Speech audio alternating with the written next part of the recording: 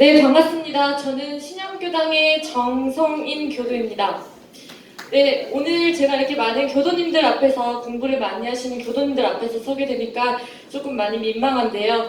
그냥 제가 평소에 하고 있는 실천하는 방법에 대해서 편안하게 한번 공유를 해보고자 합니다. 제가 오늘 발표한 사항은 상시은용주의사항 중 1조에 해당되는 실천 사례를 말씀드리겠습니다. 상시은용주의사항 1조 응용하는데 온전한 생각으로 취사하기를 주의할 것이요. 모든 일에 사막을 표준으로 일하고 공부하는 법입니다. 응용한다는 것은 결국 취사를 잘한다는 것인데 취사를 잘한다는 것은 바로 이런 온전한 생각이 선행 조건입니다. 하지만 온전한 생각이 저절로 나올까요? 저는 절대 그렇게 쉽지가 않더군요. 실질적으로 저는 처음에는 종교가 굉장히 싫었습니다. 일단 종교라고 딱 생각을 하는 것은 감사해라, 평안해라, 사랑해라, 이해해라 이런 고리타분한 것들을 주입시키고 세뇌시키는 아주 진보한 수단이라고 생각을 했었습니다. 그런데 내가 마음의 기초만 충분히 다져진다면 솔직히 누군가 이렇게 강요하지 않아도 자연스럽게 감사함이 올라오는 방법이 없을까라는 것에서 많은 고민을 했었습니다. 그리고 원불교에 입교하고 난 이후에 저는 그 비밀을 찾았습니다. 그 비밀 중에서 한 가지는 바로 경계를 먼저 알아차리는 훈련이었습니다. 제가 실천하고 있는 첫 번째 훈련, 저는 매사에 아주 경계가 있을 때마다 바로바로 알아차리는 훈련을 하고 있습니다. 솔직히 말씀드려서 제가 말씀드리는 이 상황에서도 저는 경계를 마구마구 알아차리고 있습니다. 제 발표가 7분 안에 끝날까라는 두려움에 저를 만나고 있고, 그리고 제 발표를 여러분들이 진심으로 공감해 주실 수 있을까라는 의구심을 만나고 있고, 원불교를 다니지 않는 제 남편이 오늘 왔는데 남편이 저를 보면 꼴깍 떠지 않는다고 생각할까라는 염려하는 다양한 저를 지금 수십 번 만나고 있습니다. 제가 평소에 훈련이 하고 있기 때문에 이 짧은 시간 내에 바로바로 경계를 알아차리곤 하는데요. 제가 이 훈련법을, 공부법을 알기 전에는 저는 정말 재수없는 스타일이었습니다. 저의 직업은 대한민국 해군 잠수함 기술감독관입니다. 그래서 잠수함이 기술적으로 옳고 그름이 분명한지 명확한 기준 내에서 판단을 해야 하는 능력을 가져야 되는 그런 직업입니다.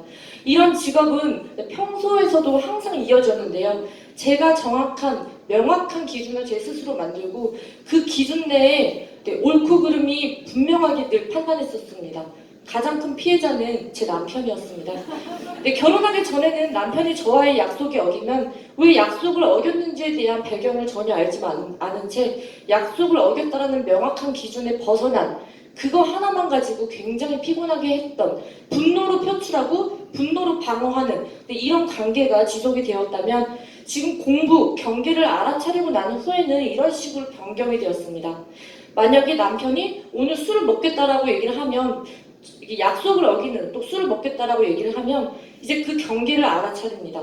오빠가 오늘 술을 안 먹겠다라고 했는데 술을 먹겠다라고 하는 이야기를 들으니까 난 오늘 공부해야 되는데 굉장히 약이 오르고 오빠 혼자만 오는 것 같아서 기분이 별로 안 좋다. 그리고 오빠의 건강도 염려스러운 나를 만난다 라고 감정을 표출하면 남편은 오늘 혼자만 오라서 미안하다. 오늘 어쩔 수 없는 상황이었다. 주말에 맛있는 거 먹자라는 제 이야기를 이제 귀로 들리는 이런 성숙한 대화가 오고 갑니다. 그래서 오히려 굉장히 고급스럽게 짜증내는 스킬을 배운 거죠. 그리고 두 번째로 생활하는 습관. 저는 컴퓨터에 항상 경계를 놓칠까봐 회사 컴퓨터에 경계라는 포스트잇을 붙여놓습니다. 매사에 이것을 잊지 않고 밥 먹듯이 훈련하고 싶어하는 저의 생활 습관이죠. 그리고 이 생활 습관에 일어나는 모든 경계들을 사사건건 다 일기로 씁니다. 왜 굳이 일기로 쓰냐? 일기를 작성하면서 내가 잠깐 놓쳤던 그 경계 감정을 굉장히 세밀하고 엑스레이 촬영한 것처럼 관찰할 수 있는 힘이 생깁니다. 그리고 두 번째로 반드시 하는 것이 바로 제가 경계를 잘 알아차리고 있는지에 대해서 정확하게 공부를 하고 있는지에 대한 전문가에 대한 응답 감정을 받는 것입니다.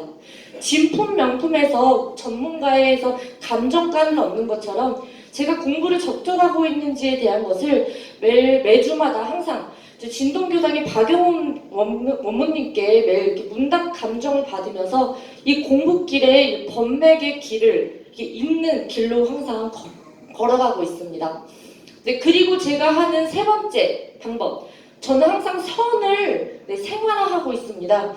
지금 5년째 매일매일 선 생활을 하고 있는데요. 매주 수요일날 신양교당, 워낙 유명한 선 수업이라서 다 아실 것이라고 생각합니다. 육가는 교무님의 선 지도하에 매주 수요일마다 약 2시간씩 선을 5년 동안 하고 있고, 올해부터 매일 30분씩 일찍 일어나서 무조건 출근하기 전에 선을 하면서 출근을 합니다.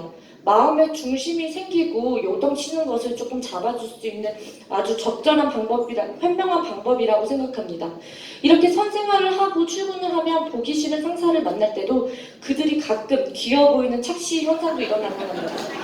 네, 지난주 신약교당에서 박성훈 교무님께서 해준 법문이 뇌리를 스칩니다.